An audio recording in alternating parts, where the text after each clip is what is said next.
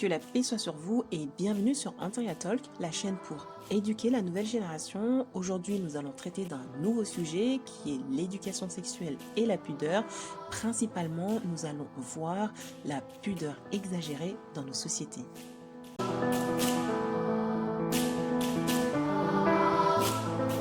Commençons par quelques statistiques choquantes.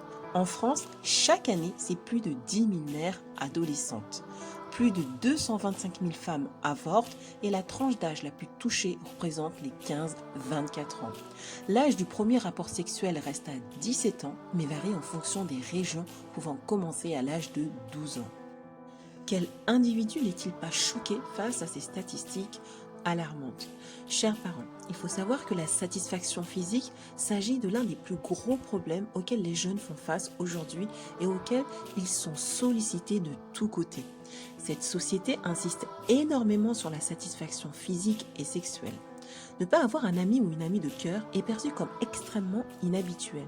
Si un jeune est capable de l'éviter, il est virtuellement impossible d'éviter des conversations sur le sexe opposé et le sujet de fréquentation en général, à savoir qui sort avec qui. Comédie, films, musique, journaux, livres, émissions de télévision, ceux-ci portent constamment sur l'activité sexuelle, l'incitent ou la montrent même en pleine action.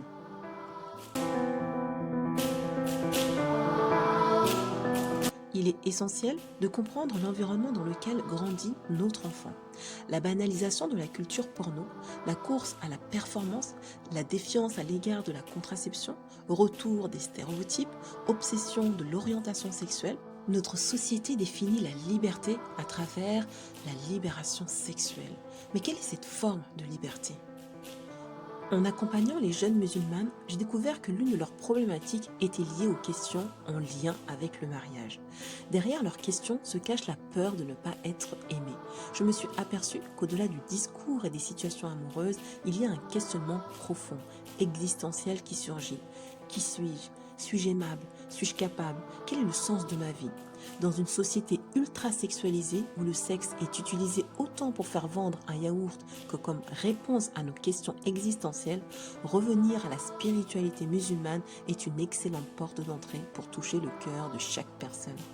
Oser faire face à ces vraies questions exprimées par les enfants et les adolescents, c'est accepter de se les poser d'abord à soi-même et d'y répondre. Force est de constater que la génération précédente ne savait pas comment les aborder. Notre génération a besoin de recevoir les informations liées à l'éducation sexuelle envers les époux musulmans dans le respect du licite. L'adolescence est une période de développement spirituel où l'on apprend à se connaître. Quelle est ma véritable identité? Aujourd'hui, nous faisons face à des adultes avec un questionnement d'adolescents. La spiritualité et la jouissance des plaisirs de la vie ne sont pas contradictoires. Au contraire, leur complémentarité et leur interdépendance sont source d'équilibre. Et il est essentiel d'y répondre pour aider la nouvelle génération à construire leur personnalité. Donner le temps pour connaître son corps, de comprendre ses émotions, d'apprendre à les gérer, de développer son estime et sa confiance en soi et en Dieu, à communiquer avec les autres, d'offrir suffisamment de notions sur la spiritualité musulmane et la morale, de transmettre les vertus et du noble comportement de femmes exemplaires d'antan, comme Asma et Aïcha, fille d'Abou Bakr, de Sakina, fille d'Al-Hussein, de leur permettre de reconnaître et de prendre de la distance avec le patrimoine familial, de s'entraîner à discerner pour enfin développer ses talents, vivre sa mission de vie, adorer Dieu, d'être un représentant capable de vivre sa vie de façon convenable, d'agir, de rivaliser et d'être un membre actif de notre société. L'auteur Abdel Halim Abou Choukr, l'auteur de l'Encyclopédie de la femme en islam, nous rapporte ces propos. Nos sociétés ont hérité une conception erronée selon laquelle la pudeur interdit aux musulmans d'aborder tout sujet ayant rapport au sexe. On nous a appris à éviter à tout prix de poser une question à ce sujet, même si nous en ressentons la nécessité, et à éviter de répondre à une telle question ou de participer à une discussion sérieuse à ce sujet. Le sexe et tout ce qui s'y rapporte de près et de loin demeure un sujet tabou. Et quiconque aborde ce sujet ne peut être, selon cette conception erronée, qu'un impudent, un débauché ou un rustre ignorant des bonnes manières. Les gens corrects et bien élevés ont, chez nous, une curieuse attitude. Il suffit qu'une conversation sérieuse s'oriente vers le sexe pour qu'ils rougissent de honte et deviennent tout embarrassés, quand ils ne vont pas jusqu'à prendre la fuite. À supposer qu'un adulte, un parent ou un enseignant, ose aborder le sujet pour conseiller les jeunes, ceux qui l'écoutent sont choqués et auraient préféré qu'ils se taisent. Il se peut qu'ils s'en aillent ou qu'ils s'efforcent de détourner la conversation. Si un jeune homme ou une jeune fille rencontre un problème lié au sexe ou aux organes génitaux, il ne saura comment faire ni vers qui se tourner pour chercher une réponse ou un remède. Parlera-t-il à son père ou à sa mère? Parlera-t-il à un enseignant ou à un camarade? Il lui sera souvent plus facile de parler à un camarade qu'à ses parents ou à un enseignant, en raison de la barrière que ces derniers ont indirectement érigée entre eux-mêmes et leurs enfants ou leurs élèves, par le silence sur tout ce qui concerne le sexe et le refus de répondre aux questions innocentes des jeunes enfants. C'est ainsi que les enfants grandissent dans l'impression que tout ce qui a trait au sexe est un sujet honteux qu'il faut fuir à tout prix. Les éducateurs préfèrent finalement le silence, pourtant si lourd de conséquences, à une conversation franche qui peut souvent résoudre les problèmes des jeunes et peut-être guérir de profondes blessures psychologiques. Bref, cette pudeur excessive ne provient que d'un état d'esprit qui s'est emparé de nous et de traditions sans aucune base religieuse. Elles sont transmises de génération en génération et nous les suivons au mépris des enseignements de notre religion.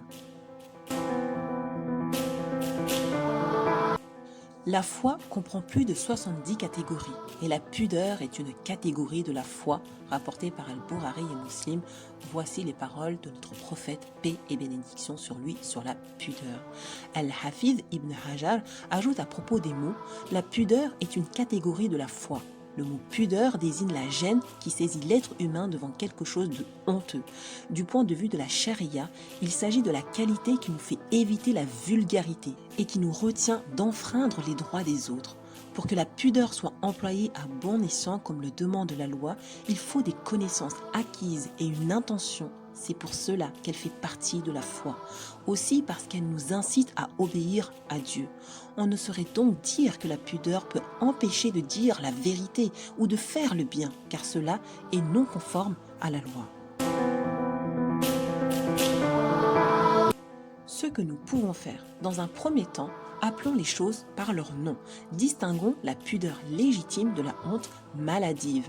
La pudeur légitime, celle encouragée par l'islam et ordonnée à tous les musulmans et à toutes les musulmanes, est la qualité qui pousse à éviter tout comportement méprisable.